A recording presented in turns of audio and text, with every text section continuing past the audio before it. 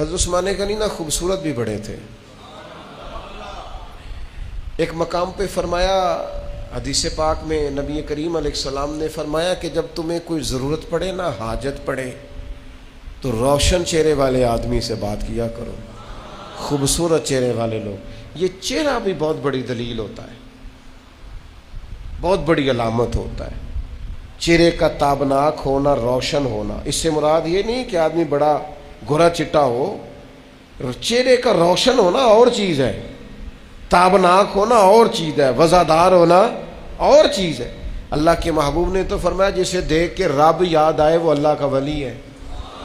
چہرے جو ہوتے ہیں نا، چہرے ہی ہوں گے قیامت میں، وجوہ یومئذ ناظرہ الی ربہا ناظرہ۔ فرمایا قیامت میں کچھ چہرے چمکدار ہوں گے، کیوں؟ اس لیے کہ اپنے رب کا دیدار کریں گے۔ چمکدار ہوں گے کچھ چہرے، اللہ کو دیکھیں گے، چمک اٹھیں گے۔ حضرت عثمان غنی اتنے خوبصورت تھے کہ حضور علیہ السلام سے ایک شخص نے پوچھا جنت میں بجلی ہوگی؟ ہے نا بجلی کا ذکر قرآن میں، یکاد البرق یخطف ابصارهم، بجلی ہوگی جنت میں؟ اللہ کے حبیب علیہ السلام فرمانے لگے جب عثمان غنی جنت میں منتقل ہوں گے تو ان کے چہرے کی برکت سے اللہ نور علی نور فرما دے گا۔